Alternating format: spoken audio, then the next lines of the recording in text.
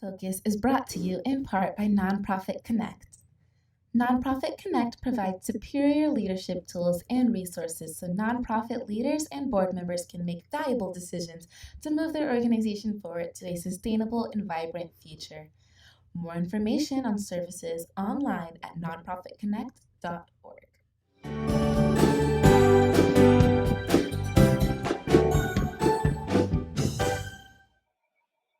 Welcome, everyone, to 805 Focus. I'm Dr. Cinder Sinclair with Nonprofit Connect, and we will be bringing you the latest on your favorite nonprofits. So get ready to be inspired. Today's virtual interview is being co-produced by Hype Cats Video Production. And our special guest today is Erin Shugart, Executive Director of Teddy Bear Cancer Foundation. Welcome, Erin. Well, thank you so much for having me, Cinder. And I'm actually the interim executive director at Teddy Bear. Oh, gosh. I guess I knew that. But, you're doing such a great job that I forgot that you were interim. But we're still happy you're here. Welcome to 805 Focus. Well, thank you again for having me. I so appreciate the opportunity. Yes, you're very welcome. And so, Erin, Teddy Bear Cancer Foundation is doing such important work in our community. And I wonder if you would just hit some highlights, give us a summary of what you folks are up to today, because we're ready to be inspired. Oh, well, thank you so much. Well, we are just very, very hard at work providing services for our families. And last year in 2019, we served a record 851 individuals, which is more than ever. And I will tell you that, cancer does not take a break in children because of the coronavirus. And so we are continuing our services and working so hard to really provide the best possible services for our families so they feel very supported. Are you doing anything differently or something to adapt to the COVID challenge these days? Well, we are, and as soon as the pandemic hit, I felt like we needed to step up and do more for our families. They are so very vulnerable. The kids with cancer are very immunocompromised as it is. And so these families are stuck. We have single parent families. They're not able to leave their home because they can't take their child with them out in the community and to get exposed. So we have stepped up our services. We have provided 25 teddy bear families with additional financial support to help them navigate the pandemic. We, unfortunately, several of our families, just like out in the community, community members have lost their jobs. They have no income. They have had no food or ability to pay their rent.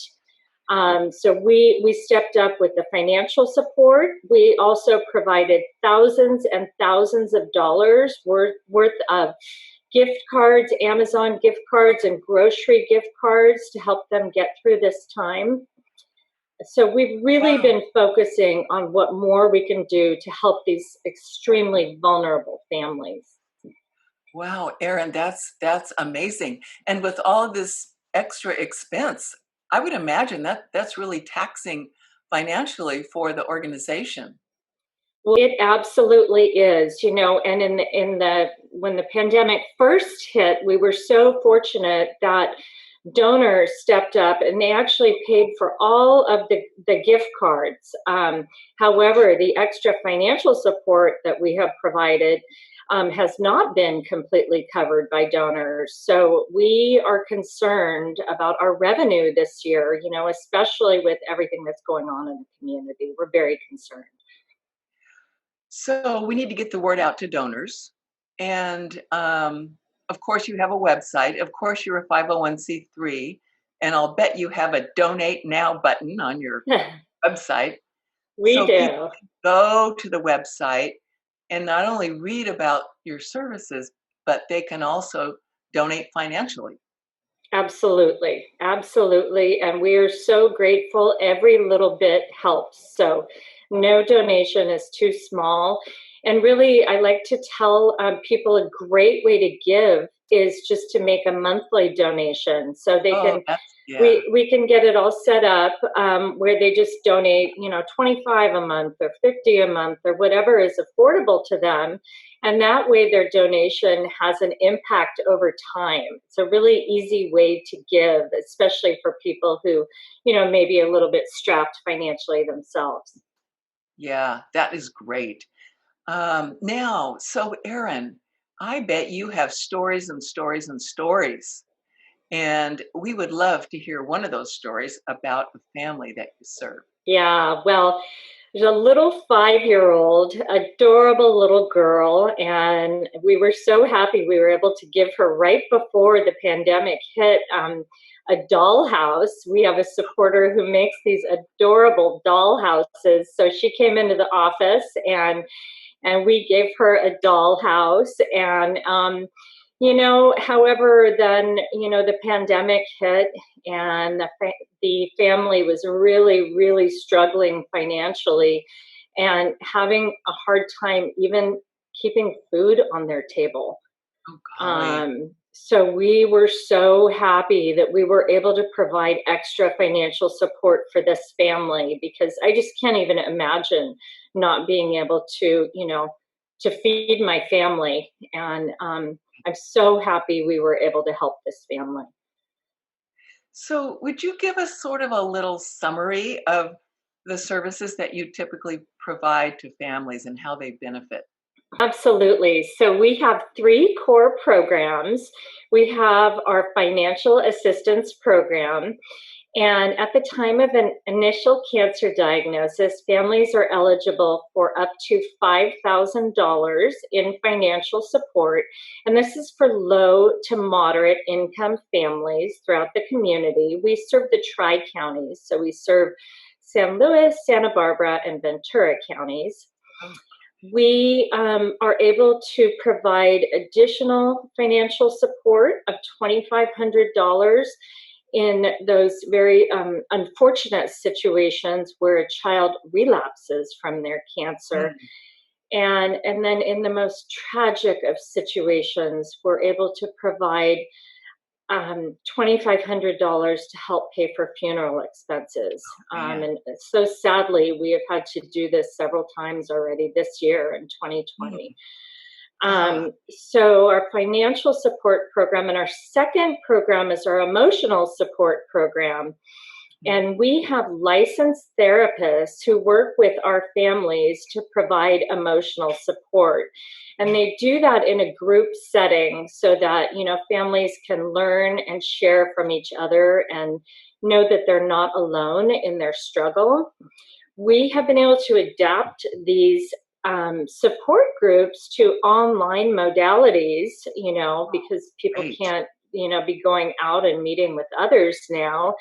And we found that even more of our families are participating in these groups, which is so wonderful. We have parent support groups, and we also have teen support groups. We have support groups in English and support groups in Spanish. Also, we have our educational support program, and we are able to provide up to $1,000 towards tutoring. Kids frequently miss school. They miss a lot of school when they're in the hospital and dealing with their cancer. They fall behind in school.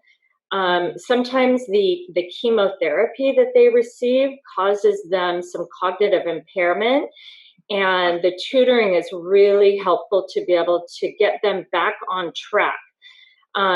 We additionally provide up to $500 towards neuropsychological testing. So actually $1,500. And so this also helps after chemotherapy for just to have a baseline assessment to help with an individualized educational plan to get the child back on track. So those are our 3 core programs. We also provide, we do family connection events. And last year we had a family surf day. We had a family fun day at Rancho Oso. And we are now adapting these programs so that they're virtual. One of our staff is so wonderful. He himself has a daughter who's recovering from cancer, and he's doing a story time with Steve online, where he's doing a very animated job of reading wonderful stories to children, to the kids that we serve, and they just love that. We also have Care for the Caregivers, and so just for Mother's Day, we were able to provide care packages for nearly 40 teddy bear moms. Wow. So happy we were able to do that. So those are just some of our programs that we offer to the community. Gosh, wonderful programs. And I love the way that you have adapted your services and even added to them in response to all the major challenges. Gosh, now wait, Erin, how does somebody find out about your services? How, if a parent has a child with cancer, how can they find out about you? Well, so normally the hospital social worker will make a referral, because the social workers of the hospitals that our kids receive treatment at, which are as far away as, Stanford and Los Angeles, they're aware of our services. And so they will provide the referral. That doesn't always happen though. Oh, And so, we are available online should someone, just Google childhood cancer resources in our community. And this is another reason why I wanted to be on your show, to help get the word out about what we do for any families who may have, a child who's been recently diagnosed. well, that is great. I hope lots of people tune in to this wonderful interview, virtual interview. And so, Absolutely. Erin, we have a couple of minutes left.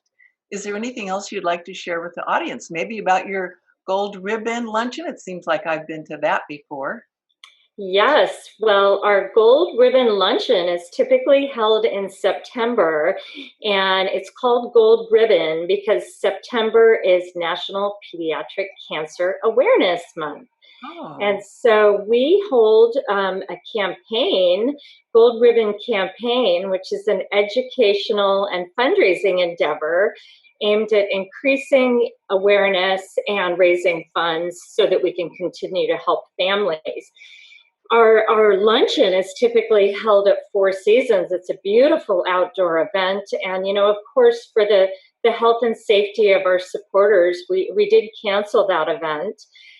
We are going to be having our Gold Ribbon campaign, and we're just seeking sponsors for the campaign, and sponsorships go as low as $250.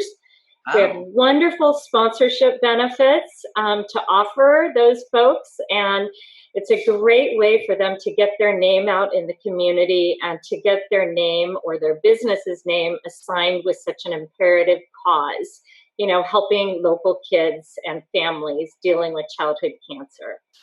Yeah. Oh my gosh, Erin. Thank you so much for inspiring us today with all of your fabulous services.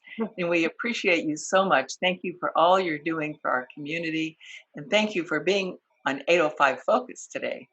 Well, thank you so much for having me, Cinder. I greatly appreciate it. And thank you all for joining us on 805 Focus. We'll see you next time.